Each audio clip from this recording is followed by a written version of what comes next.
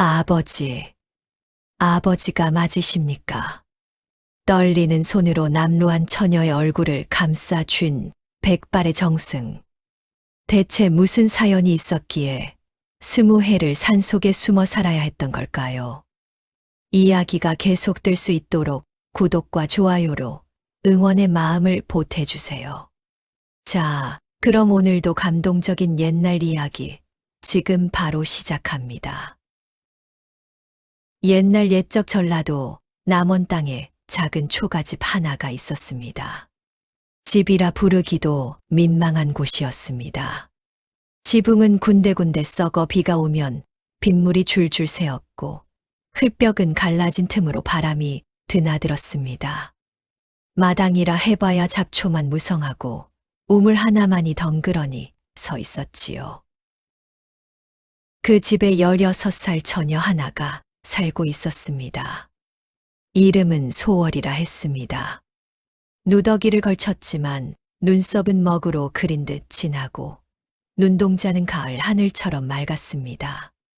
하지만 얼굴에는 때가 묻어 그 고운 빛이 가려져 있었고 손은 거칠게 튼 채로 쉴 새 없이 움직였습니다. 닭이 울기도 전에 일어나 물을 깃고 불을 지피고 밥을 짓고 빨래를 하고 밭을 메었습니다. 그래도 소월의 입술에는 늘 작은 노래가 맴돌았습니다. 어머니, 어머니는 지금 어디 계실까? 소월은 친어머니의 얼굴을 기억하지 못했습니다. 너무 어릴 때 헤어진 탓이었지요. 소월이 사는 마을 어귀에는 느티나무 한 그루가 서 있었습니다. 수백 년은 좋게 되어 보이는 나무였습니다.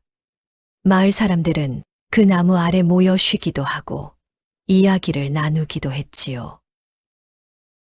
어느 봄날 오후 소월이 나물 바구니를 이고 그 나무 아래를 지나는데 나무 아래 앉아 쉬던 노파 하나가 소월을 불러 세웠습니다.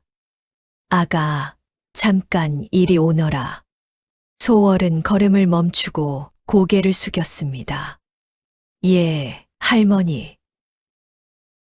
노파는 허리가 굽고 머리가 새하얗게 센 할머니였습니다. 마을에서 점 잘 본다고 소문이 난 무당 할머니였지요.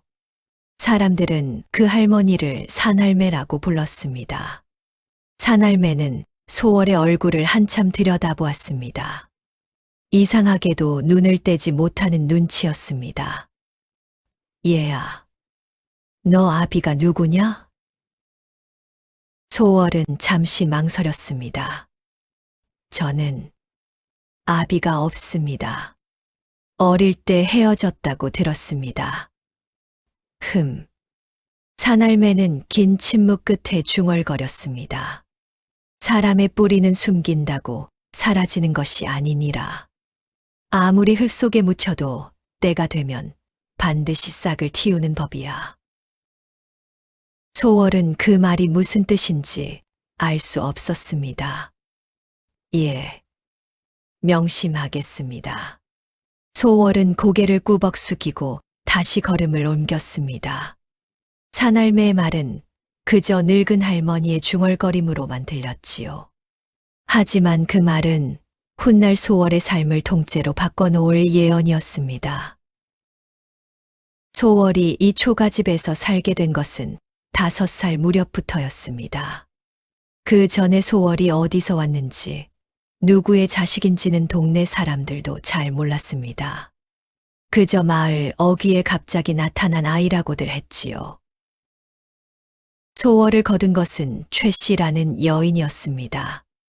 최 씨는 마을에서 그나마 논면 맞이기를 가진 형편이었습니다. 남편은 소월이 오기 전 해에 열병으로 세상을 떠났고 그 사이에서 난 아들 하나가 있었습니다. 이름은 돌쇠라 했는데 소월보다 3살이 많았습니다. 처음 최 씨가 소월을 거뒀을 때 마을 사람들은 고개를 갸웃거렸습니다. 과부가 남의 자식을 왜 거둬? 먹고 살기도 빠듯한데. 하지만 사람들은 곧 최 씨의 속셈을 알아챘습니다. 소월은 걷어들인 날부터 집안의 온갖 일을 도맡아 해야 했으니까요. 밥을 짓고 빨래를 하고 밭을 메고 물을 깃고 해가 뜨기 전부터 해가 진 후까지 쉬는 시간이 없었습니다. 그러면서도 밥은 늘 찬밥에 된장 하나가 고작이었지요. 최 씨의 아들 돌쇠는 소월보다 먼저 밥을 먹었습니다. 고기도 먹고 생선도 먹었습니다. 소월이 그 밥상을 차려야 했지요. 야, 소월아, 내 버선이 어디 있어? 소월아, 마당 쓸기는 했냐? 이것도 못하나, 이 쓸모없는 것아. 돌쇠는 소월보다 나이가 많다고 으스댔지만 사실 하는 것 없이 빈둥거리는 게 일이었습니다. 마을 건달들과 어울려 술이나 마시고 노름판을 기웃거렸지요. 최 씨는 그런 아들을 나무라는 법이 없었습니다. 우리 돌쇠는 언젠가 크게 될 아이야. 그러면서 소월에게는 더 많은 일을 시켰습니다. 마을 사람들은 그 광경을 보며 혀를 찼습니다. 세상에 저것 좀 봐. 저 애가 불쌍하지. 그러게 말이야.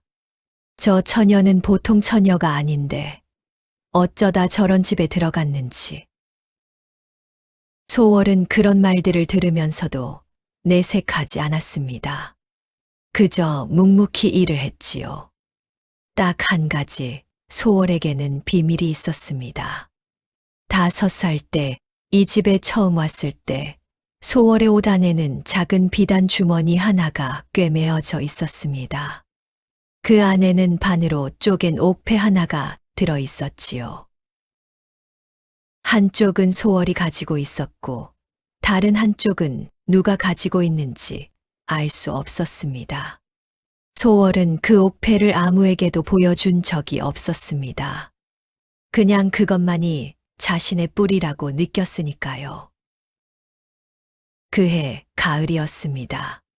소월이 16이 되던 해, 마을에 이상한 소문이 돌기 시작했습니다. 들었어. 한양에서 사또가 새로 부임한대. 그것뿐이 아니야. 이번 사또가 보통 양반이 아니래. 나라에서 손꼽히는 정승 어른의 아들이라는구먼. 마을 사람들은 저마다 한마디씩 보태며 웅성거렸습니다. 소월은 그런 소문에는 귀를 기울이지 않았습니다. 자신과는 먼 세상 이야기 같았으니까요. 그런데 바로 그날 저녁이었습니다. 최 씨가 방에 앉아 뭔가를 골똘히 생각하더니 소월을 불러들였습니다. 소월아. 예, 어머니. 소월은 어머니라는 말이 언제나 어색했지만 최 씨가 그렇게 부르라 했기에 그렇게 했습니다. 최 씨의 눈빛이 이상하게 번들거렸습니다. 새 사또가 부임하면 고을에서 잔치가 열린다 하더구나. 그 자리에 우리 돌쇠를 내보낼 생각이야. 돌쇠가 거기서 눈에 띄면 좋은 자리 하나 얻을 수 있을 게야. 소월은 고개를 끄덕였습니다. 그런데 말이다. 최 씨의 목소리가 낮아졌습니다. 그 잔치에 내가 나가면 안 되겠다. 알겠지? 소월은 잠시 멈추었습니다. 예. 내가 나가면 돌쇠가 빛을 못 보지 않느냐. 너는 그날 집에 있거라. 아니, 그날만이 아니라 앞으로는 마을 사람들 눈에 띄지 않는 것이 좋겠어. 그 말의 뜻을 소월은 단번에 알아챘습니다. 그날 밤 소월은 잠을 이루지 못했습니다. 차가운 방바닥에 누워 천장을 바라보며 생각했습니다. 나는 어디서 온 것일까? 나의 아비는 누구일까? 품 속에 꼭 쥔 옥패가 차갑게 느껴졌습니다. 다음 날 아침 마당에서 빨래를 하던 소월에게 옆집 옥분이가 담 너머로 말을 걸어왔습니다. 옥분이는 소월보다 2살 어린 소월의 유일한 친구였습니다. 소월아 들었어. 이번 사또 행차가 대단하다더라. 나도 구경 가고 싶은데. 소월은 빨래를 치대며 대답했습니다. 나는 못 가. 왜? 최 씨 아줌마가 또 뭐라 했어? 소월은 말이 없었습니다. 옥분이는 담 위로 팔짱을 끼고 소월을 내려다보았습니다. 소월아, 너 언제까지 그렇게 살 거야? 너는 저 집 종도 아니잖아. 그래도 걷어주셨으니까. 거둔 게 아니라 부려먹는 거지. 마을 사람들이 다 알아. 소월이 불쌍하다고들 해. 소월은 손을 멈추었습니다. 불쌍하단 말은 듣기 싫어. 그럼 불쌍하지 않게 살아야지. 옥분이의 말에 소월은 아무 대답도 하지 못했습니다. 그날 오후였습니다. 장작을 패던 소월의 귀에 최 씨와 돌쇠의 대화가 들려왔습니다. 두 사람은 안방에서 목소리를 낮추고 있었지만 소월의 귀에는 또렷이 들렸습니다. 어머니, 소월이를 그냥 두면 안 됩니다. 저 처녀가 어디 시집이라도 가면 우리 집 일을 누가 해요? 그러게 말이다. 마침 아랫마을 황 씨가 며느리를 구한다는구나. 소월이를 보내면 어떨까? 거기 시어머니가 독하다고 소문났잖아요. 그러니까 좋지. 거기 가면 다시는 돌아올 수 없을 테니. 소월은 장작 위에 도끼를 내려놓았습니다. 손이 떨렸습니다. 그날 밤 소월은 옥패를 꺼내 들었습니다. 희미한 달빛 아래 옥패를 들여다보았습니다. 반쪽짜리 옥패. 나머지 반쪽을 가진 사람이 어딘가에 있을 것이었습니다. 소월은 오래도록 그것을 바라보았습니다. 이대로 황씨 집으로 가야 하는 걸까? 소월의 눈에 처음으로 결연한 빛이 스쳤습니다. 다음 날 새벽이었습니다. 닭이 첫 회를 치기도 전에 소월은 자리에서 일어났습니다. 보따리 하나를 쌌습니다. 입던 옷 한 벌, 산할매에게 얻어두었던 마른 나물 조금, 그리고 옥패. 그것이 소월이 가진 전부였습니다. 소월은 마지막으로 마당을 한번 돌아보았습니다. 11해를 살았던 곳이었습니다. 정이 없다고 할 수는 없었습니다. 하지만 이곳은 처음부터 소월의 집이 아니었습니다. 소월은 조용히 살인문을 열었습니다. 가보겠습니다. 아무도 없는 마당을 향해 소월은 작게 말했습니다. 그리고 걸음을 내디뎠습니다. 어디로 가는지 몰랐습니다. 하지만 소월의 발길은 자연스럽게 산 쪽을 향했습니다. 어릴 때부터 혼자 나무를 캐러 다니던 산이었습니다. 그 산 깊은 곳에 소월도 모르는 사연이 기다리고 있었습니다. 산을 한참 오르다 보니 작은 암자 하나가 나타났습니다. 흰 벽에 기와지붕을 얹은 조촐한 암자였습니다. 마당에는 국화가 피어 있었고 처마 끝에는 풍경이 달려 바람에 흔들렸습니다. 소월은 암자 앞에서 멈추었습니다.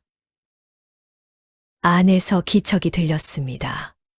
이윽고 문이 열리더니 흰 머리를 단정히 쪽진 노승 한 분이 나타났습니다.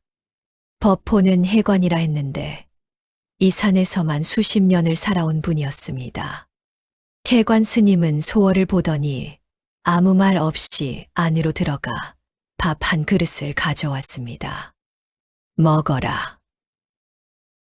소월은 고개를 숙였습니다. 고맙습니다, 스님. 밥을 먹는 소월을 해관 스님은 가만히 바라보았습니다. 어디서 왔느냐? 아랫마을에서 왔습니다. 왜 집을 나왔느냐? 갈 곳을 찾아서입니다. 제가 어디서 온 사람인지 알고 싶었습니다. 해관 스님은 고개를 끄덕였습니다. 스님은 품 안에서 오래된 천 하나를 꺼냈습니다.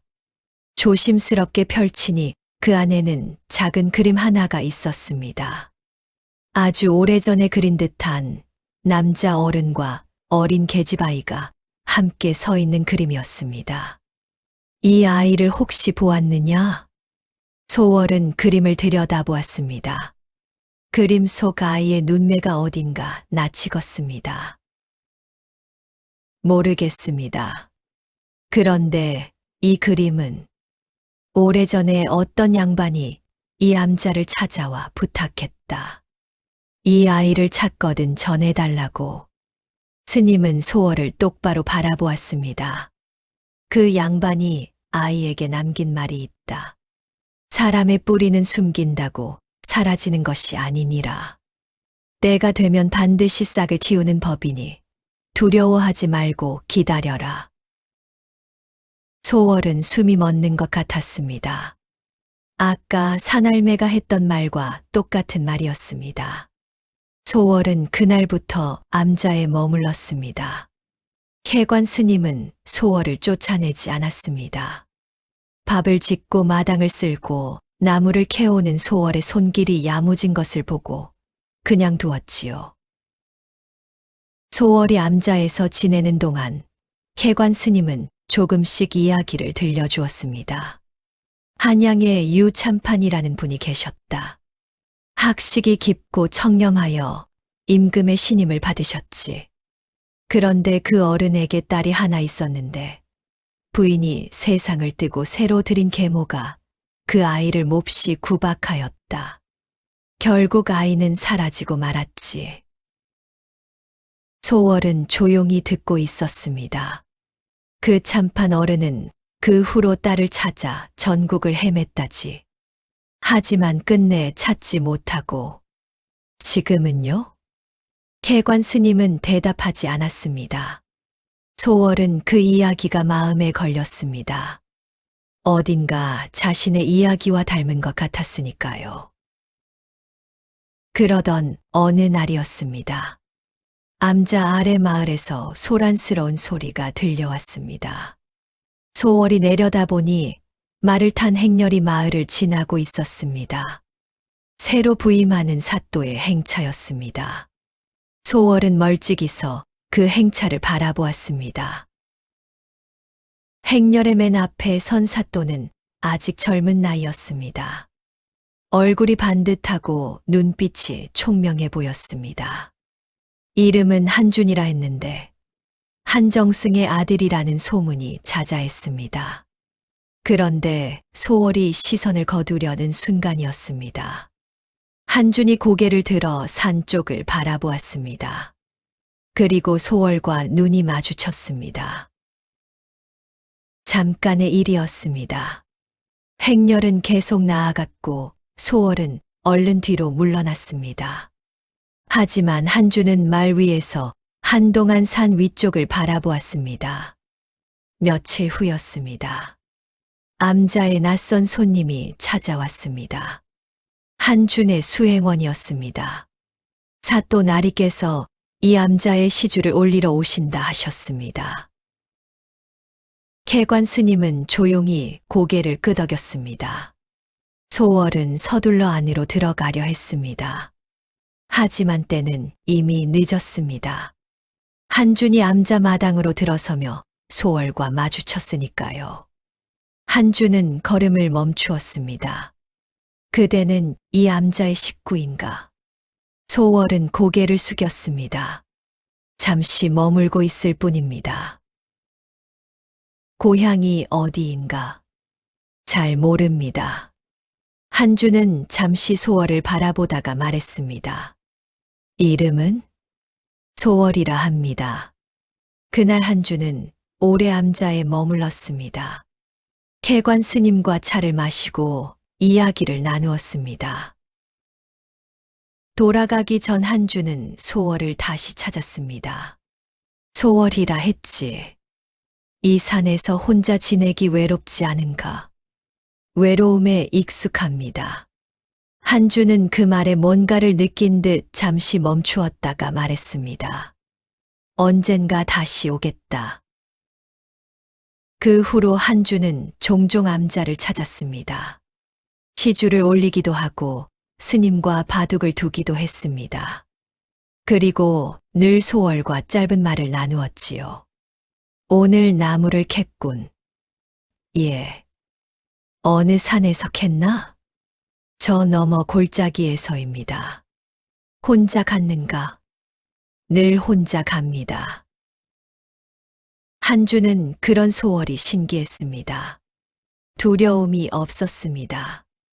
외딴 산속에서 혼자 지내면서도 흔들리지 않는 눈빛을 가지고 있었습니다.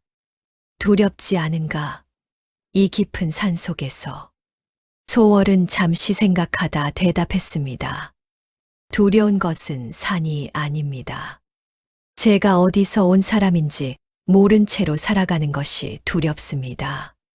한주는 그 대답에 한동안 말이 없었습니다. 그러던 어느 날 한준이 암자를 찾았을 때였습니다. 소월이 우물가에서 빨래를 하고 있었는데 퍼올린 물이 얼굴에 튀었습니다. 소월은 웃으며 소매로 얼굴을 닦았습니다. 그 순간이었습니다. 햇살이 소월의 얼굴에 정면으로 내리쬐었습니다.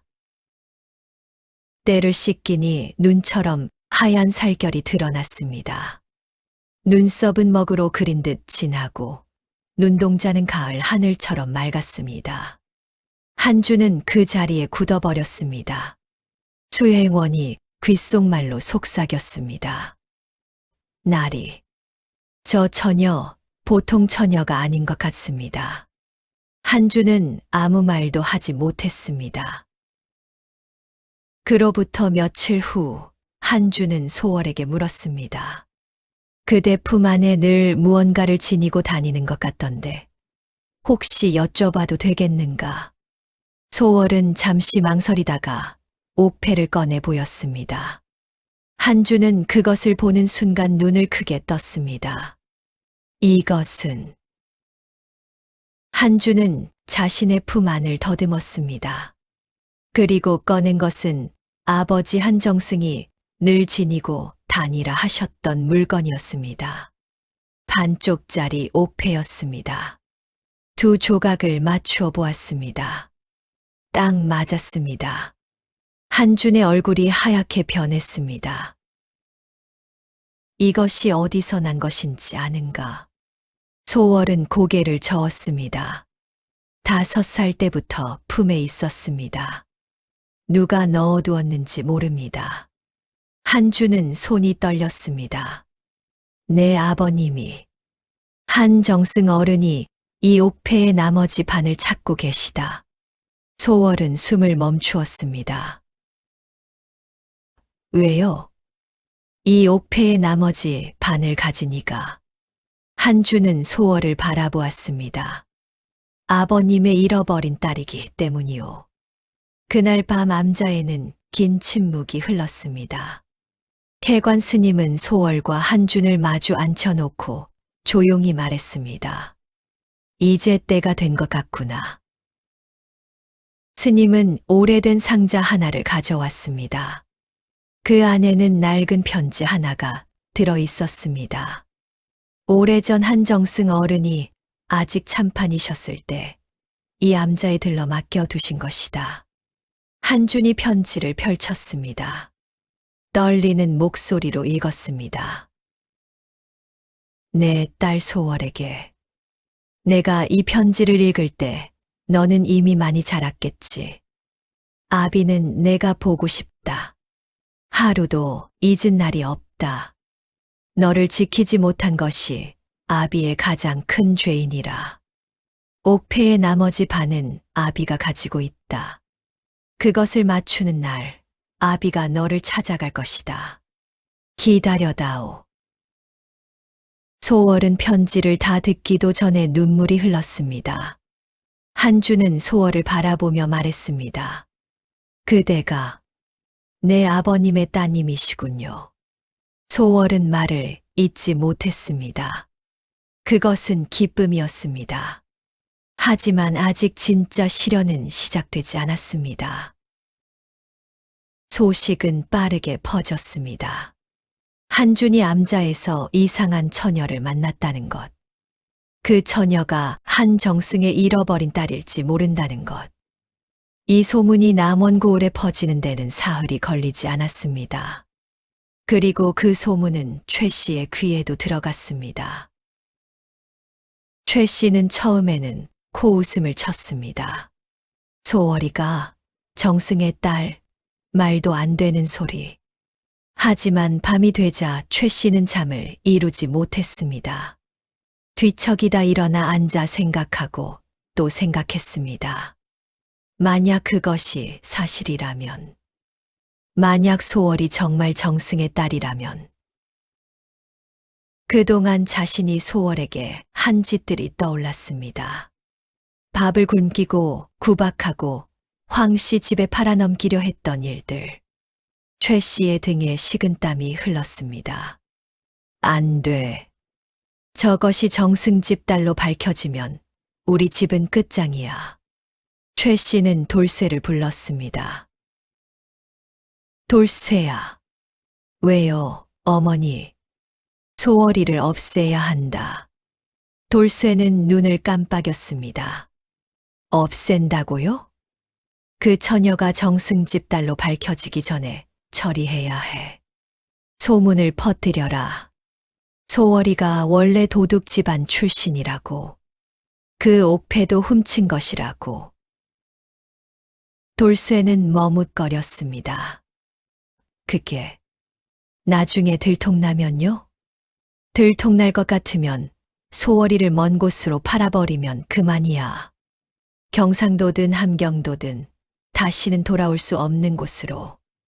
돌쇠는 결국 고개를 끄덕였습니다. 다음 날부터 마을에는 새로운 소문이 돌기 시작했습니다. 소월이 원래 도둑놈 자식이래. 그 옥패도 어디서 훔쳐온 것이래.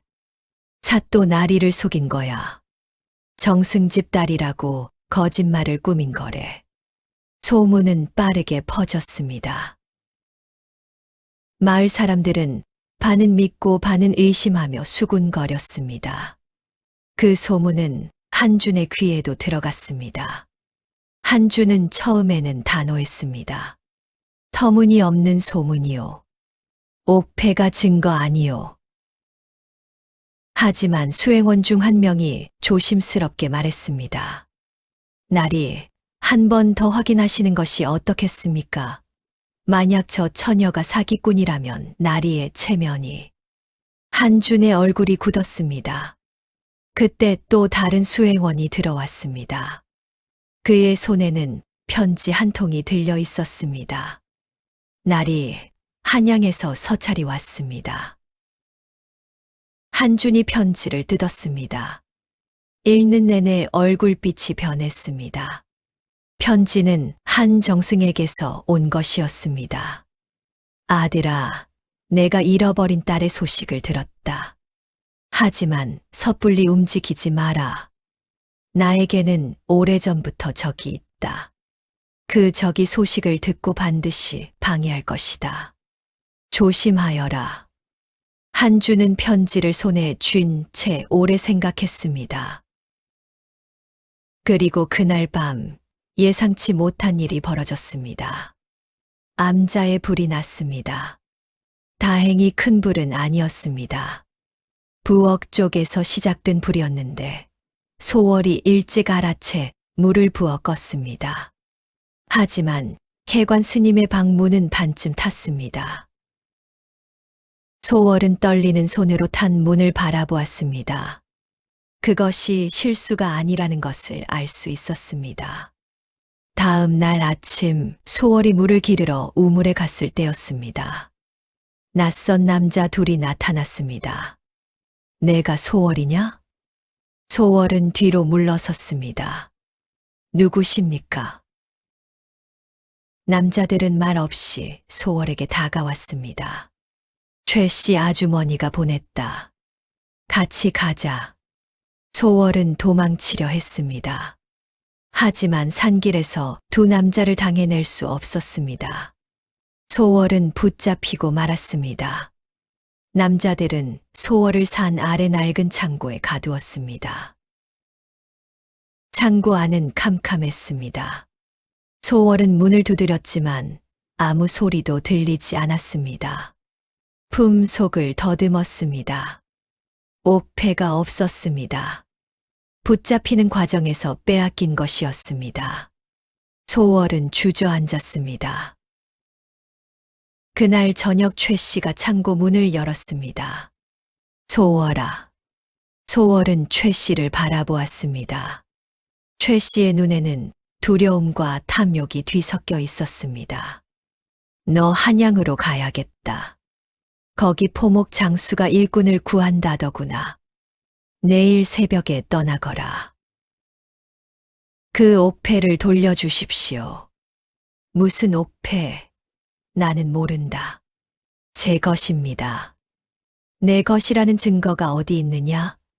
감히 이 집에 얹혀 살면서 뻔뻔하게 굴어. 최 씨는 문을 쾅 닫아버렸습니다. 소월은 어둠 속에 홀로 남았습니다. 그날 밤은 유독 길었습니다. 칠흑같이 어두운 창고 안에서 소월은 무릎을 끌어안고 앉아 있었습니다. 옥패를 잃었습니다. 아버지와 자신을 연결하는 유일한 증거였습니다. 그것이 없으면 아무것도 증명할 수 없었습니다. 한준이 믿어준다 해도 다른 이들은 믿지 않을 것이었습니다. 최 씨는 소월을 한양으로 팔아넘길 것이었습니다.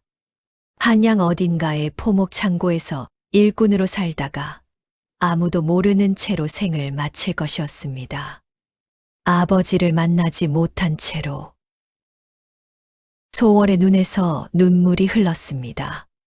태어나서 거의 울지 않았던 소월이었습니다. 최 씨에게 구박을 받아도 배를 골아도 울지 않았습니다. 그런데 지금은 눈물이 멈추지 않았습니다. 창고 밖에서 바람이 불었습니다. 싸늘한 가을 바람이었습니다. 소월은 눈물을 닦지 않은 채 중얼거렸습니다. 아버지, 어디 계십니까? 소월은 창고 한쪽 구석에 등을 기대었습니다. 눈을 감았습니다. 그때였습니다. 어릴 때 기억이 하나 떠올랐습니다. 5살 무렵이었을 것입니다. 아주 흐릿한 기억이었습니다. 크고 따뜻한 손이 소월의 머리를 쓰다듬고 있었습니다. 소월아, 무서우냐? 어린 소월이 고개를 끄덕였습니다. 무서워도 괜찮다. 하지만 기억해라. 뿌리는 숨긴다고 사라지지 않는 법이야. 아무리 깊이 묻혀도 때가 되면 반드시 싹을 틔운단다. 소월은 눈을 번쩍 떴습니다. 그 목소리.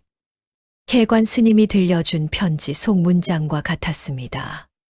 사날매의 말과도 같았습니다. 그것은 기억 속의 아버지 목소리였습니다. 소월은 자리에서 일어섰습니다. 옥패가 없어도 괜찮았습니다. 기억이 있었습니다. 그리고 한 가지가 떠올랐습니다. 혜관 스님이 보여주었던 그림. 남자 어른과 어린 계집아이가 함께 서 있던 그림.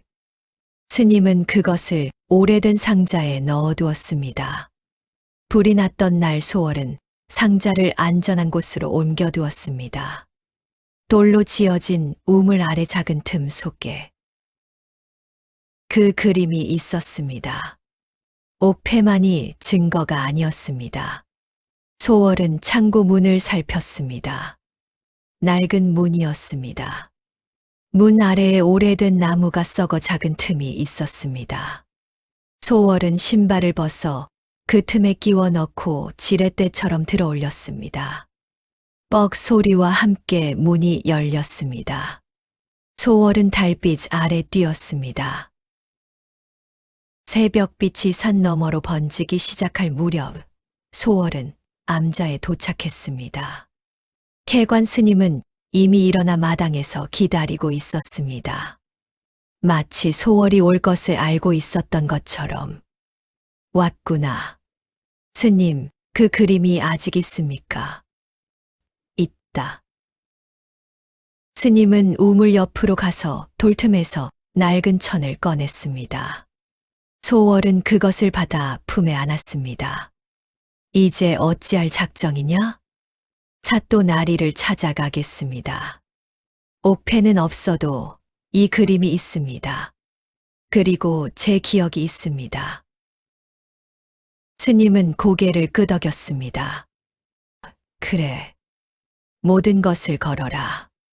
사람의 뿌리는 숨긴다고 사라지는 것이 아니니라. 소월은 스님에게 깊이 절했습니다. 고맙습니다, 스님. 이분이 없었다면 저는 여기까지 오지 못했을 것입니다. 스님은 손을 저었습니다. 어서 가거라. 날이 밝기 전에. 소월은 달렸습니다.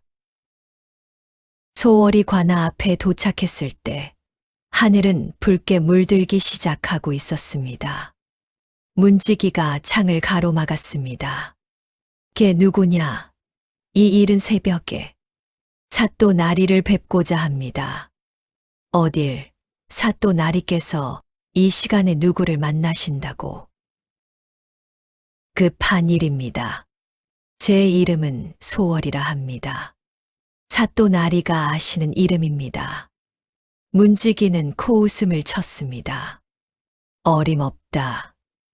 썩 물러가지 못할까. 그때였습니다. 안쪽에서 발소리가 들렸습니다. 한준이 직접 나왔습니다. 밤새 잠을 이루지 못한 듯 눈이 충혈되어 있었습니다. 소월이 왔구나. 한준은 소월의 상태를 보더니 얼굴이 굳었습니다. 어찌 일이 됐는가? 사또 나리 드릴 말씀이 있습니다. 소월은 차분했습니다. 관아 안으로 들어가 소월은 모든 것을 이야기했습니다. 창고에 갇힌 것, 옥패를 빼앗긴 것, 그리고 그림에 대해서. 한주는 그림을 들여다보았습니다. 이 그림을 해관 스님이 보관하고 있었다고? 예. 오래전 한정승 어른이 직접 맡기셨다 하였습니다. 한준의 눈이 빛났습니다. 이 그림 속 어른의 얼굴을 나는 알고 있소. 한준은 즉시 명을 내렸습니다. 최 씨를 당장 잡아들여라. 한준의 명은 빠르게 집행되었습니다. 해가 완전히 뜰 무렵 최 씨와 돌쇠가 관아 마당에 끌려왔습니다. 최 씨는 오자마자 소리를 질렀습니다. 나리, 저 처녀는 사기꾼이옵니다. 옥패도 훔친 것이고 이름도 가짜이고. 한준이 손을 들어 최 씨의 말을 끊었습니다. 옥패는 어디 있는가? 최 씨의 얼굴이 굳었습니다. 모르옵니다. 저는 옥패가 뭔지도. 최 씨, 옥패를 소월에게서 빼앗은 자가 누구인지 이미 알고 있다. 순순히 내놓지 않으면 더 큰 죄가 따를 것이다. 최 씨는 눈을 이리저리 굴렸습니다. 돌쇠가 옆에서 주저주저 하더니 말했습니다. 어머니, 그냥 내놓읍시다. 돌쇠야. 어머니, 이러다 우리만 더 큰일 납니다. 돌쇠는 품 안에서 옥패를 꺼냈습니다. 최 씨는 아들의 배신에 넋이 나간 듯 서 있었습니다. 한주는 옥패를 받아 소월에게 건넸습니다. 소월은 떨리는 손으로 옥패를 받았습니다. 바로 그때였습니다. 관아 밖에서 말발굽 소리가 들렸습니다. 요란하고 급한 소리였습니다. 모두가 돌아보았습니다. 말에서 내린 사람은 백발의 노인이었습니다. 허리가 곧고 눈빛이 형형한 노인이었습니다. 수행원 여러 명이 그를 따르고 있었습니다. 한준이 자리에서 벌떡 일어났습니다. 아버님, 한정승이었습니다. 한정승은 관아 마당에 들어서며 주위를 훑어보았습니다. 그리고 소월을 보는 순간 걸음을 멈추었습니다. 오랜 침묵이 흘렀습니다. 한정승의 눈에 눈물이 고였습니다. 소월이냐? 소월은 그 자리에서 굳어버렸습니다. 눈앞에 노인이 기억 속 따뜻한 손의 주인이라는 것을 느꼈습니다. 아버지가 맞으십니까? 한정승은 성큼 다가와 소월의 얼굴을 두 손으로 감쌌습니다. 맞다. 이 아비다. 소월아. 소월의 눈에서 눈물이 쏟아졌습니다. 아버지. 관아 마당에 있던 모든 사람들이 조용해졌습니다. 한참 후 한정승이 소월을 품에서 떼어내고 마당 가운데를 바라보았습니다. 최 씨와 돌쇠가 그 자리에 무릎을 꿇고 있었습니다. 한정승의 눈빛이 차가워졌습니다. 저 자들이 소월이를 가두었단 말이냐? 한준이 나섰습니다. 그러하옵니다, 아버님. 소월이를 팔아넘기려 하고 옥패를 빼앗고 거짓 소문을 퍼뜨린 죄가 있습니다. 최 씨는 얼굴이 흑빛이 되었습니다. 나리, 제가 잘못했습니다. 살려주십시오. 제가 소월이를 11해나 걷어주지 않았습니까? 그 은혜만이라도 봐주십시오. 한정승이 차갑게 말했습니다. 걷어준 것이 아니라 부려먹은 것이지. 그 세월 동안 내 딸이 무엇을 먹고 어떻게 잤으며 어떤 대우를 받았는지 이 고을 사람들이 다 알고 있다. 최 씨는 더 이상 변명하지 못했습니다. 한준이 명을 내렸습니다. 최 씨와 그 아들 돌쇠는 소월을 감금하고 증거물을 탈취하고 거짓 소문을 퍼뜨린 죄로 엄히 다스릴 것이다. 가산을 몰수하고 곤장 50대에 처한 후 마을에서 내쫓아라. 나리, 살려주십시오. 잘못했습니다. 최 씨의 비명이 관아 마당에 울려 퍼졌습니다. 곤장 소리가 이어졌습니다. 만신창이가 된 최 씨는 울면서 관아를 나섰습니다. 돌쇠도 마찬가지였습니다. 논밭은 몰수당했습니다. 집도 남의 손에 넘어갔습니다. 남원 고을에서 두 사람을 받아줄 사람은 아무도 없었습니다. 며칠 후 사람들은 최 씨가 장터 한쪽에 쪼그리고 앉아 구걸을 하는 것을 보았습니다. 한 푼만 주시오. 배가 고픕니다. 지나가던 사람들은 눈을 피했습니다. 저기 봐. 예전에 소월이 구박하던 최 씨잖아. 쯧쯧. 탐욕에 눈이 멀더니 결국 저 꼴이 됐군. 그것이 최 씨의 말로였습니다. 세월이 흘렀습니다. 어느덧 3년이 지났습니다. 한양 한정승 댁의 마당에는 그의 심은 매화나무 한 그루가 꽃을 피웠습니다. 소월은 단정한 옷차림으로 마루에 앉아 책을 읽고 있었습니다. 때가 씻긴 얼굴에는 귀티가 줄줄 흘렀습니다. 눈썹은 먹으로 그린 듯 진하고 눈동자는 가을 하늘처럼 맑았습니다. 옛날 남원 초가집에서 누더기를 걸치고 찬밥을 먹던 그 소월이었습니다. 하지만 지금은 달랐습니다. 마당에서 한정승이 소월을 불렀습니다. 소월아, 한준이가 왔다. 소월은 책을 덮고 일어섰습니다. 마당에 들어선 한준이 소월을 보며 웃었습니다. 그리고 소월도 웃었습니다. 오래전 산속 암자에서 처음 눈이 마주쳤던 두 사람이었습니다. 마당 한쪽 매화나무 아래에서 산할매가 말했던 것처럼 뿌리는 숨긴다고 사라지지 않았습니다. 깊은 땅 속에서도 싹은 자라났습니다. 그리고 마침내 꽃을 피웠습니다. 사람의 뿌리는 숨긴다고 사라지지 않는 법입니다. 아무리 구박받고 쫓겨나도, 아무리 오랜 세월이 흘러도 진실은 반드시 때를 만나 싹을 틔우는 법이지요.